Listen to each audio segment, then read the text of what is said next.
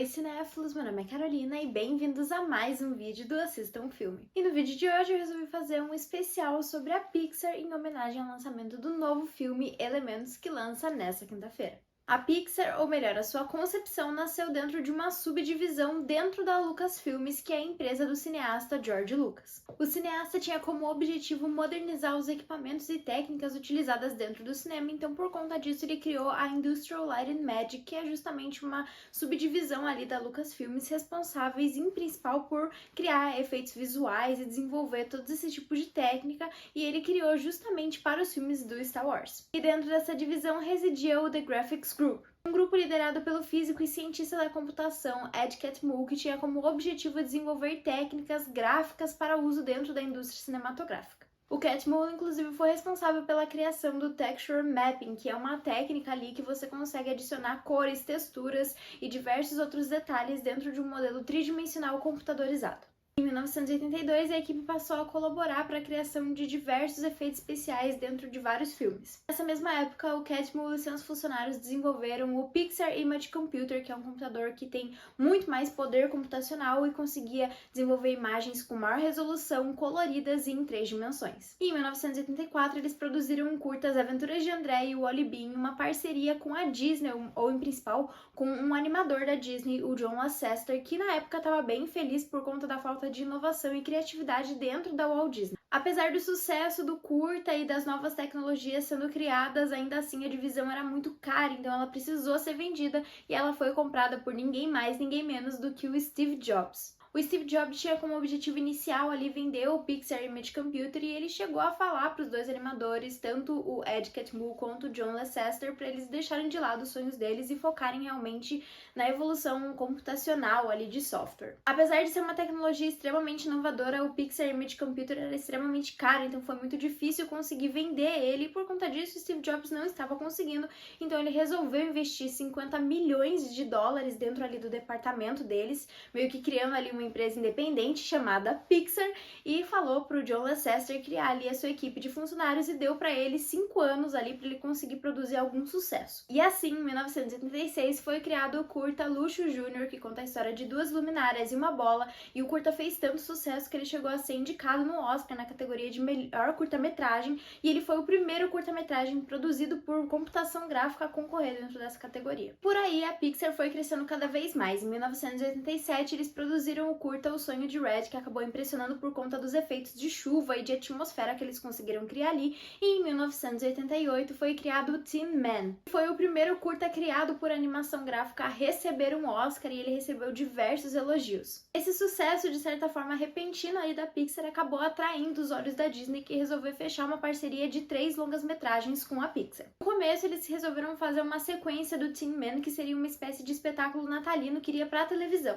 Já o John Lasseter resolveu que ele queria que o Tin Man fosse um personagem que estava perdido ali numa loja de brinquedo, onde ele conhecia diversos outros personagens, incluindo um urso rosa chamado Lotso. E você já imagina para onde essa história está caminhando. Porém, a Disney não estava muito contente com essas ideias que eles estavam lançando, então eles resolveram focar em, de fato, fazer um longa-metragem que não fosse só para televisão e fosse, de fato, para os cinemas. Então, o John Lasseter contratou o Andrew Stanton e o Peter Docter, e eles meio que começaram a produzir diversos tipos de roteiro. Eles produziram diversos cenários, um deles seria um boneco de ventríloco chamado Woody, que na verdade seria o vilão da história. Mais tarde, o filme se tornou uma comédia que acompanharia 2 amigos de personalidades extremamente distintas. Até que então o Teeny Toy se transformou em um boneco militar e então um astronauta chamado Buzz Lightyear. O Woody então acabou virando um ventríloco com temática de cowboy, justamente porque o John Lasseter gostava muito dessa temática de Velho Oeste, porém eles ainda achavam que essa coisa de ventriloquismo deixava o personagem com um aspecto de malvado, então eles resolveram deixar ele apenas como um boneco cowboy. Com os personagens definidos, eles então contrataram o Tom Hanks e o Tim Allen para dublar os personagens do Woody e do Buzz Lightyear, respectivamente, o que fez um enorme sucesso e trouxe o que a gente conhece hoje como Toy Story. Toy Story estreou nos cinemas dos Estados Unidos no dia 22 de novembro de 1995 e ele tinha um orçamento de 30 milhões de dólares. E bom, o filme fez um enorme sucesso, acumulando cerca de 360 milhões de dólares em bilheteria. E o filme, inclusive, foi indicado ao Oscar em 3 categorias, na categoria de melhor trilha sonora original, melhor canção original e melhor roteiro original, sendo essa a primeira vez que um filme de animação é reconhecido dentro da categoria de roteiro. O filme acabou não levando nenhuma das estatuetas para casa, mas ainda assim o John Lasseter saiu do Oscar com uma das estatuetas de contribuição especial, justamente por ter liderado ali essa equipe dos sonhos. Atualmente, a Pixar tem um legado de 23 estatuetas do Oscar, tanto nas categorias de melhor animação quanto em outras diversas categorias, principalmente nas de efeitos especiais e também músicas e trilha sonora. A categoria de melhor animação foi criada dentro do Oscar no ano de 2002 e tinha um dos filmes da Pixar ali concorrendo, que era Monstros S.A., porém ele infelizmente acabou perdendo para Shrek. E apesar de ter saído sem o prêmio de melhor animação, Monstros S.A. levou para casa o prêmio de melhor canção original. O primeiro filme da Pixar a levar um Oscar de melhor animação para casa foi o filme Procurando Nemo, em 2003. Apesar de um dos grandes destaques dentro da Pixar e o que fez meio que eles começarem a ser reconhecidos sejam os avanços tecnológicos ali dentro da empresa, um dos destaques mesmo que fazem eles se diferenciar dos outros concorrentes é justamente as narrativas que eles trazem para dentro do filme. Indo além das histórias simples e tradicionais infantis e realmente entregando narrativas que sejam para todas as idades, sendo simples para que as crianças consigam entender, mas ainda assim completas o suficiente para entregar diversas metáforas e até mesmo aprendizado para os adultos. Os filmes, então, trazem narrativas repletas de criatividade que abordam temas que são profundos e complexos, mas ao mesmo tempo extremamente universais. Então, eles tocam em temas como a autoaceitação, os ciúmes, a amizade e diversos outros temas que a gente consegue se relacionar com os personagens. Claro, os personagens também são um ponto extremamente positivo dentro dos filmes da Pixar, porque eles são feitos com muito cuidado e eles são cheios de carisma. Então, faz com que a gente consiga criar uma conexão com eles quase que imediata que dure a vida inteira. E uma das coisas mais legais dentro da Pixar é justamente toda essa conversa que ela gera, porque com qualquer pessoa que você converse, ela vai ter um top 5 extremamente diferente do teu, ela vai ter um ranking muito diferente, ela vai ter como favorito um filme que talvez pra você não seja um dos favoritos, talvez seja um dos que você mais odeie,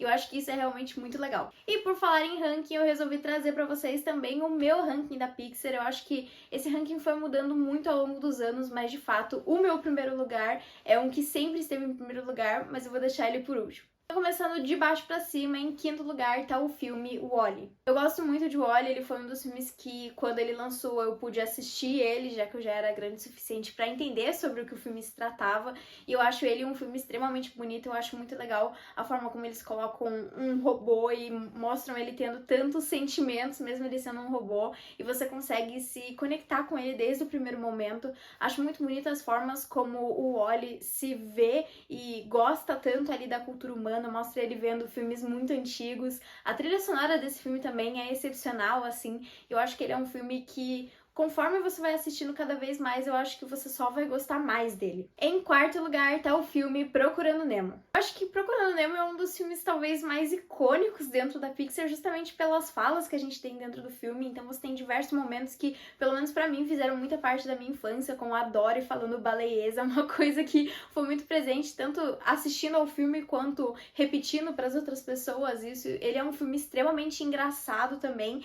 e é muito legal a relação de pai e filho que a gente tem dentro desse filme, a aventura que o Marlin passa ali com a Dory pra conseguir chegar no filho, e eu acho que esse filme também é muito bonito visualmente. Ele tem uma fotografia maravilhosa e ele é todo colorido, não sei, ele é um filme muito bonito mesmo. Em terceiro lugar tá o filme Viva a Vida é uma Festa. Gosto muito desse filme, eu acho que ele é um filme que desde a primeira vez que eu assisti eu já cheguei a me emocionar de soluçar, e todas as outras vezes que eu assisti eu me senti igual. Ele é um filme que se mantém muito vivo assim pra mim. Gosto muito dos personagens, gosto muito de toda a história, tem plot twist, é engraçado, tem músicas maravilhosas e ele é um filme muito bonito. Eu acho muito legal como eles mostram essa cultura mexicana, assim. Não sei, acho ele um filme, assim, maravilhoso. Em segundo lugar tá o filme Os Incríveis. Eu sinto que Os Incríveis é um filme que eu gostava muito quando eu era pequena, mas eu acho que eu gosto ainda mais hoje em dia. Eu reassisti ele recentemente e eu vou falar que ele é um dos filmes mais engraçados que eu já vi na vida, muito por conta da dublagem brasileira. Você pode falar que gosta de ver filmes legendados, porém esse filme pra mim é um dos obrigatórios de ver dublado, porque você recebe diversas pérolas ao longo do filme. Pra mim esse filme, assim, é maravilhoso, e ele também ficou muito melhor depois que eu cresci um pouco e consegui entender ainda mais o que estava acontecendo ali dentro do filme.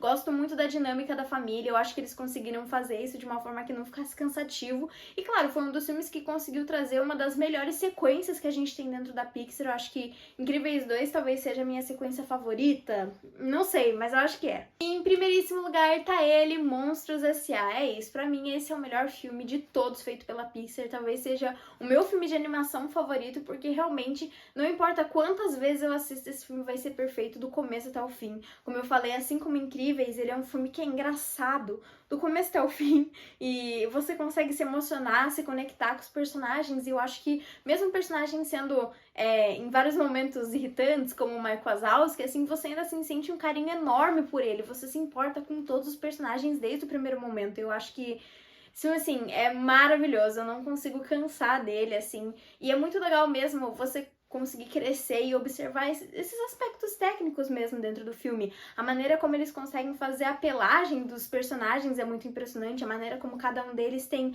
texturas diferentes, cada um dos monstros é muito único, né? Todo esse universo que eles criaram, na verdade, porque não é só você criar uma história, mas você criar um universo onde os monstros vivem, onde eles têm uma sociedade, tem uma empresa que se mantém com a energia do grito das crianças, tipo, isso é muita criatividade. Mas então foi isso, pessoal. Se você gostou do vídeo, não esquece de curtir, compartilhar e comentar o que você acha da Pixar, quais são os seus filmes favoritos e quais são as suas expectativas para o novo filme Elementos. Então foi isso, pessoal. Até o próximo vídeo.